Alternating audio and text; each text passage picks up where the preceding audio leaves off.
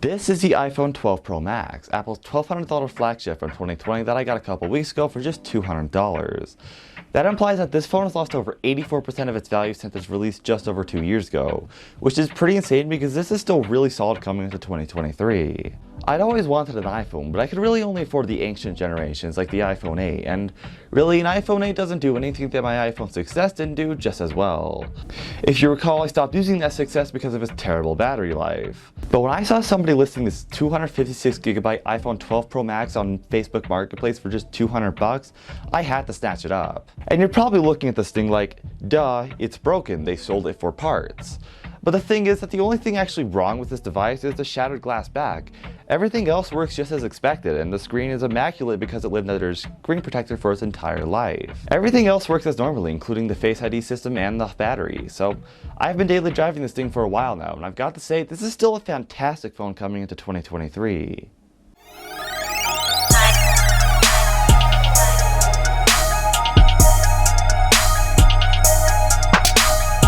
The iPhone 12 Pro Max was the fastest of the 2020 iPhones. It features the A14 Bionic chip with 6 cores, combined with 6GB of RAM. These specs are still wicked fast in 2023. I couldn't manage to slow this down to an extent where I'd dare call it unusable or laggy.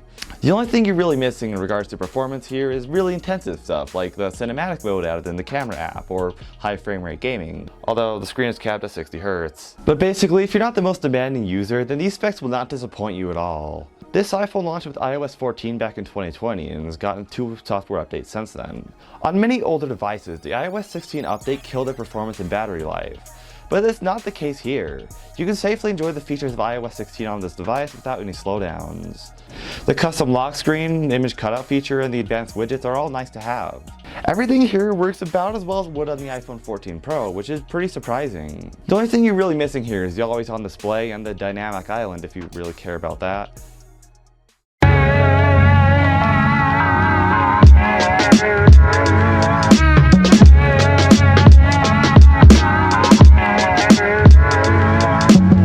I feel like this isn't even up for debate, but the hardware of the iPhone was perfected with this iteration. This is when Apple abandoned the curved rails and went straight back to the roots of the iPhone 4, with stainless steel rails and a flat glass front and rear. This makes the iPhone 12 series incredibly modern even today. Apple probably won't change the design significantly for another year, which means that this phone will have several years as a completely modern device. Even the camera bumps look just like the iPhone 14 Pros do, just smaller. The only thing I don't like about the design is how easily scratched up the stainless steel rails are. My device lived in a case for its entire life, yet little dust particles that managed to make this way in there over time completely scuffed up the metal, turning the shiny finish into one that was less appealing to look at.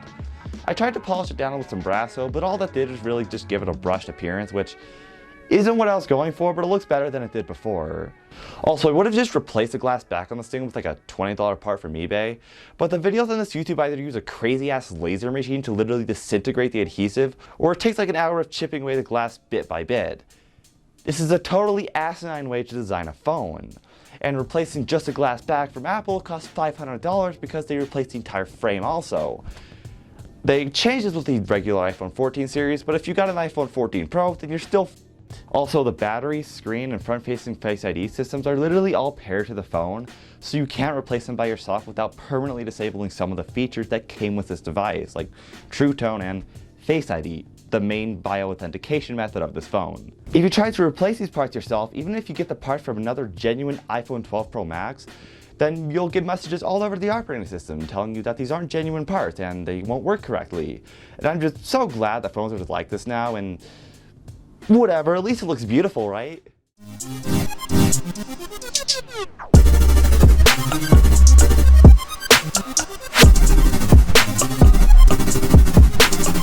The camera system on the iPhone 12 Pro Max still holds up in a positive way. On stage, Apple announced that this phone had a 46% bigger sensor, although they didn't make it clear that this was 46% bigger than the iPhone 12 Pro. Many people think that these phones have the same camera systems, but they couldn't be more wrong. Versus the 12 Pro, the 12 Pro Max has a larger telephoto camera that zooms to 2.5x instead of just 2x. The main sensor is also bigger and boasts more dynamic range too. The ultra-wide cameras are the same though. In that same event, Apple also announced the first real pro features for this iPhone, that being ProRAW video and Dolby Vision video. You see, the issue with the iPhone 11 Pro Max was the limited camera features. It was the first phone they called Pro, but you still have to deal with JPEGs and compressed video. With ProRAW, Apple made it so that way you could use their advanced image processing algorithms in a RAW file format, making it much more flexible in post. The Dolby Vision video allows for 10-bit color depth, which basically means that there's more color grading flexibility. Unless you're in a very intense scene with low light, it looks just as good as the newer iPhones. And now I realize everything outside is like dead right now, but I tried to get some cool photos and videos to share, so enjoy.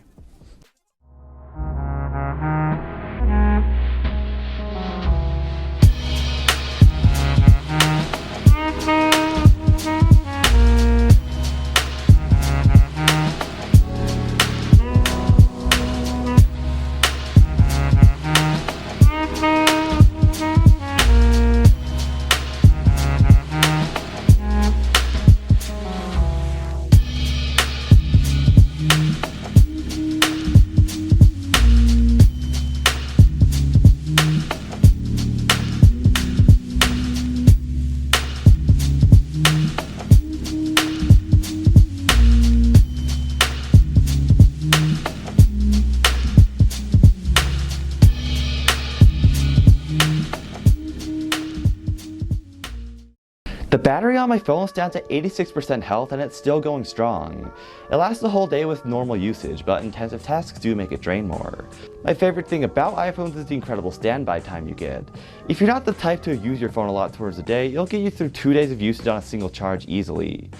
Granted, the iPhone 14 Pro Max improved on battery life significantly.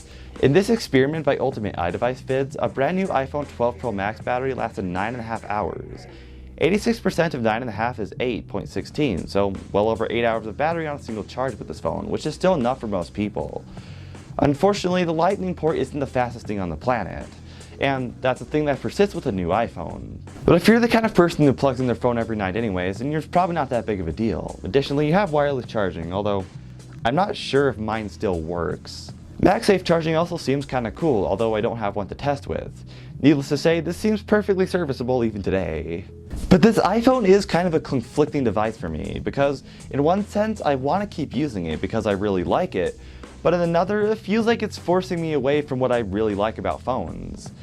First of all, I like phones that are easily repairable. I mean, if I broke this thing anymore, then I'd probably just have to sell it for parts. But one thing I noticed that happened is that all the people I used to text on Android, their images would come through blurry and pixelated. SMS messaging kinda sucks on iPhone. But a lot of the people that I talk with still use iPhones, and their images come in crystal clear. Meanwhile, if I switch back to the iPhone, it would be the vice versa case, so it's really just pick your poison. However, there is something that kind of bugs me with this phone, which is it's not that special, to be honest. No one bats an eye on an iPhone, even one like this, which is still pretty expensive. My whole thing is that I like using unique hardware. The reason I like my Google Pixel 6 Pro so much isn't because it's a pretty popular phone, it's because it has an interesting design, and it's not the most popular Android on the market. And meanwhile, with the iPhone, it looks really pretty, but it's no different from the millions of other iPhones I've seen around campus. You have the design, you have the camera layout and the features and the app support, but that's about it. It's a very utilitarian phone. But then again, getting a reasonably modern iPhone, especially a high-end one with 256 gigabytes of storage for $200, feels like I'm making a problem out of a first world issue. At the end of the day, this is a fantastic value for money, at least for the price I got it. Most of the prices on eBay still range from $550 to $600 or even $700. Assuming you want one that isn't broken. Because I took a massive gamble on this phone, and really that's most of the cheap stuff I buy. It's just gambles. And it's really not a great idea to gamble on these sorts of big purchases in the first place. If you're really planning on using this phone as your daily driver, there could be issues that arise that the seller just didn't tell you about. It could be a total scam or a fake. Plus, I had to buy this thing in person with cash. It's not like I could just go to my credit card company and file a chargeback in the event this was a scam. If anything else was broken, I'd have to pay for repairs for that, and that easily could add up to hundreds of dollars, making it not really worth it in the end. Which is why I generally recommend just buying an iPhone that just works, unless you have the expertise and the budget to risk something like that. But as far as my side of the transaction goes, I'm very happy with this purchase, because now I finally have an iPhone that I can do stuff with. The 4S does not count. But with that, this has been the absolute bargain of an iPhone 12 Pro Max. I hope you guys enjoyed this video. Leave a like and subscribe if you enjoyed. And with that, this is Calc G, out.